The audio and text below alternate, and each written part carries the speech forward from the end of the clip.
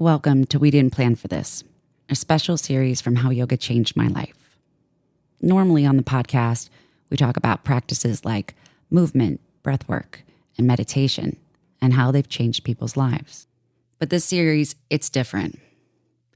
It's about the moments that shift everything. The seasons you didn't see coming, and how we keep showing up anyway. And if something here resonates with you, follow our show, share it with someone who might need it, or send us a message.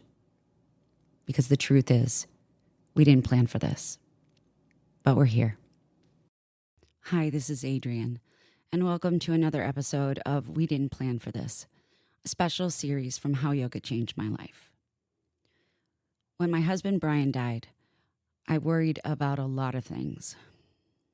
I worried about finances, our house, our future. But the one thing I worried about after Brian died the most was what the future would look like for our kids. It's Father's Day Sunday, and Campbell left home yesterday and moved to Birmingham with Nick.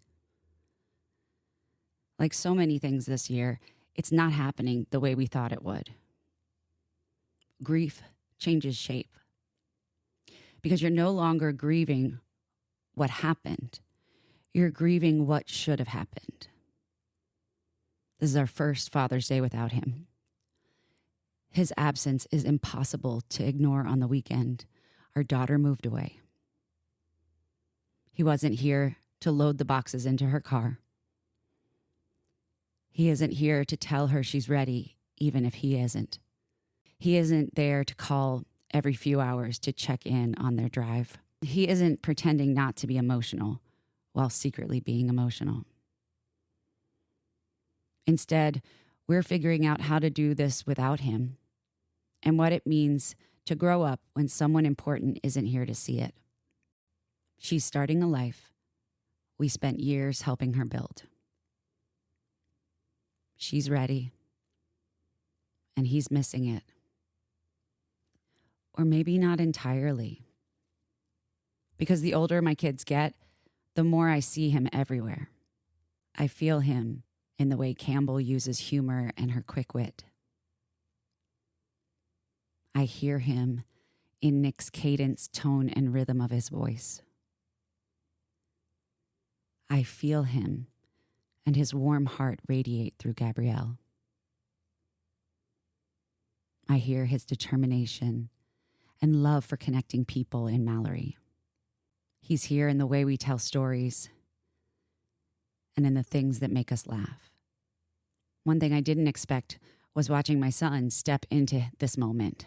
Nick opened his home to help Campbell start her new chapter. And I don't even think they realize how much this means to me.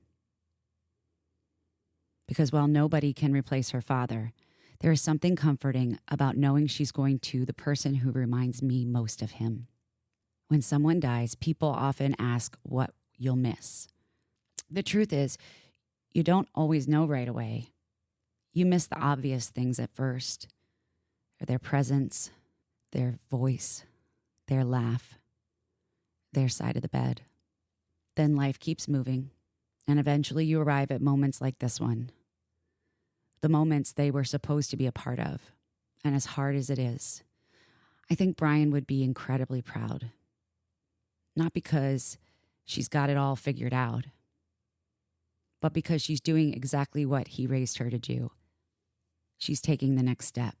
For the rest of my life, every major milestone for our kids will happen without Brian. Graduations, weddings, grandchildren. And this weekend is the first time that reality has hit me. I'm grieving, I'm proud, I'm scared, and I'm excited. Maybe that's what love looks like sometimes, holding two completely different emotions at the same time. But tonight I just wanted to tell you what this weekend feels like from where I'm standing.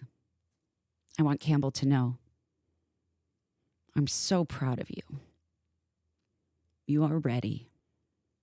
I know Dad is proud. You don't have to have everything figured out. And you can always come home. Before Campbell left, Nora sat down with her to talk about what this move means, what she's excited about, what she's nervous about, and what she remembers most of her dad. The conversation is funny and messy and honest, just like families usually are. Before I go, I want to leave you with a thought. If the person you're missing today is still here, call them, send the text, ask the question, take the picture, have the conversation. Because no one knows how many ordinary Sundays we have left. If you're missing someone this Father's Day, you're not alone. And if you're listening today because you're missing someone you love, I hope you know you're not alone. Grief can feel incredibly isolating, especially on days that seem designed to remind us of who's missing. So if this episode resonates with you, share it with someone who might need it today. A friend, a sibling, a widower, a widow, or someone navigating a first Father's Day, a first holiday, or a life they never planned for. And if you like to support the podcast, the best way you can do is follow the show, leave a review, and share an episode with someone who needs to hear it. Thank you for spending part of your day with me. Take care of yourself. And wherever you are, I hope you find a moment of peace. Because we didn't plan for this, but we're here. And for now, that's enough.